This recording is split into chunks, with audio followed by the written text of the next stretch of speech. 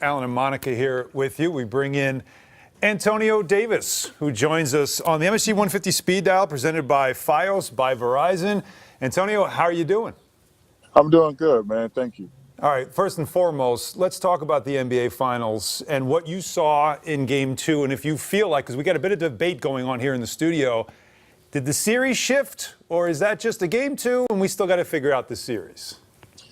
I think it's just a game two. I saw Toronto down the stretch, make a lot of just not good plays, especially coming out in the third quarter and not holding down. I mean, those are the way the games are won. It'd be different if you felt like Golden State dominated the whole game, or there wasn't a chance for Toronto to get back in it. But you give Iguodala a lot of credit, Steph and those guys a lot of credit for coming out playing team basketball and playing the game the right way. But I don't think we're seeing a shift now. Toronto just has to go win a game on the road. It's just the way that it is. Antonio, who is your pick for the series?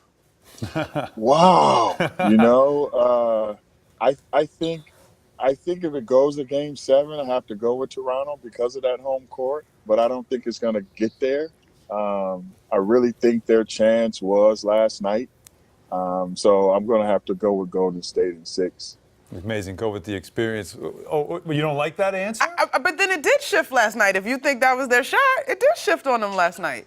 Nah, because anything can happen. I'm Okay. not going to say that they're not going to win another game or nothing like that. I'm just saying that for me, Toronto had to take advantage of that wave of the first game and then come into the second game, at least be solid. If you're going to lose with Iguodala hitting a shot to kind of end the game, not play awful in the third, try to catch back up. Kyle Lowry making a big play where he really, don't foul like that. Don't lose yourself in that type of situation. So I think there's a lot of room for improvement or them just to get back. So I don't think there was a big shift. For a guy that spent the amount of time you did in Toronto in the early days of the organization, the playoff win in 0-1 against the Knicks and everything like that, to see the Raptors in the NBA Finals, to see where this franchise has reached that kind of a pinnacle, what does it mean to you? It was huge. I was just having that conversation, being a part of that Raptors team, having their first playoffs experience, the fans there. And we were just excited to see them fill the arena. Now they got Jurassic Park outside with all those fans there. The way that they've gone about building this franchise and getting players to buy into their vision, from the management all the way down. It's just the way that it's supposed to be done. It's good for the game of basketball. It's good that guys like Kawhi will go there and play. Who knows what he'll do after this year. But the fact that he went there and made such a huge impact, I'm excited for them, excited for ownerships, excited for the fans. This year has been a tremendous year for the Raptors, but when you look at this organization going forward, you're right, we got to work the Kawhi deal out. But when you look at a Fred VanVleet and a Pascal Siakam, what is it? What's happening up there that has allowed those guys to take such great strides and show up in the biggest moments of their careers? Well, they keep alluding to Fred having his son and all that. I can speak from experience on that one.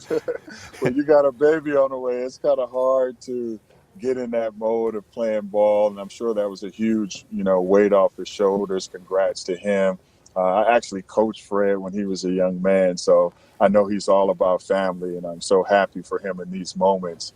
But they're just doing a great job of finding guys and then putting them in a position to be the best players that they can be and allowing them to grow in that space. And things just kind of happen the way that they happen. But their coaching staff, management, they're putting the right guys in.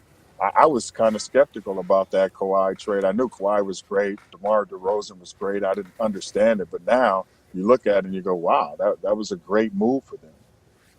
I have 4 kids, and I never became a better shooter after each one of them. I don't know how that whole phenomenon works. But, all right, so you have to allow me this because I did mention 0-1, beating the Knicks in the playoffs. So we have Larry Johnson coming in studio later this week. I'll give you the opportunity to give your side of a play I know you love to talk about, the 4-point play in the 99 playoffs when you were guarding LJ in that Game 3 in the conference finals. What was it from your perspective? First of all, it was a phenomenal play. You give Larry Johnson a lot of credit. That whole series, he had really been giving me the business. So can't take anything away from him. I'm always a big fan of his, love the way that we competed. From my perspective, it's either a foul before the shot or you give him the three and we keep it moving, inadvertent whistle, but you don't give them both.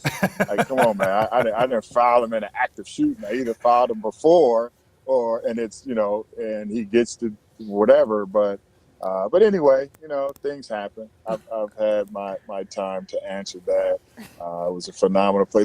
I will say this, I feel horrible, not for myself, but, it was that lockout year. Yeah. We worked so hard to get to that space. We knew we had an opportunity to win. It was quite obviously that team followed it up and went to the finals the next year. So it was just one of those moments where I felt like I stood in the way of guys like, Reggie Miller, who worked so hard to get in that position. I stood in the way of him getting to the finals that year. But, hey, they bounced right back and made it, so I was happy for them. I got to ask you, though, you one time told me a story about when you did become a Knick later in your career. There was a photo that you saw in a hallway. Want you tell that story? Hey, man. So I come to the Knicks, and, usually in the practice facility, you're walking by, so I would never stop and look at the picture. So I stopped, and I started looking, and it was that one photo of Larry hitting that shot on me, right? So I went and I got a couple people, and I was like, listen, let me tell you something, man. If I'm going to be here, I am not going to walk by that picture every single day. So I don't care if I'm here a week or 6 weeks or 6 months. That has to come down. That's hilarious, Antonio. Y'all not going to do me like that. There's a lot of things I can take, and I'm happy to be here. But we're not going to do that. That's Get down for a couple of weeks or a couple of years, and then it's back up again, I'm sure, as you know. That is hilarious. Yeah. Okay, we're going to bring it fast forward to present day. We know you're doing some special work with the Players Association and the off-the-court program. Can you speak a little bit about what that program is about? Well, Off the Court is a transition program. We're really just trying to build a brotherhood, first of all, let all guys know as they're transitioning out. There's a group of us here that are ready to help you through that experience, to walk with you on your journey as you're pivoting out of the game. The Players Association is doing a phenomenal job at building resources and guidance, whether it's career, finance, mental health. You go through a lot of things as you're transitioning. I just want to make this program built in a way that it assists you at every level, at any place you are, whether it's you, your family, or your loved ones. Let's just make sure that these guys are transitioning into a safe and healthy space from head to toe. Yeah, it's a very important thing that you guys are doing with the union, especially you're spearheading. Thank and you. Our own John Wallace also has talked about something that he wants to get part of. So we're gonna slip you his phone number and get him involved as well to get some mentorship going. Antonio, great to catch up with you as always. Thanks so much. Thank you. Thanks for having me. You guys have a wonderful day. All right, Antonio Davis, some great memories there for sure. He was a former Knick. I mean, he does have the Knick background, but that's hilarious. That story, never get tired of that. For more great videos from the MSG 150, check out right there. And remember, our show is on Monday through Thursday, 8 to 10:30 p.m. on MSG Network and MSG Go.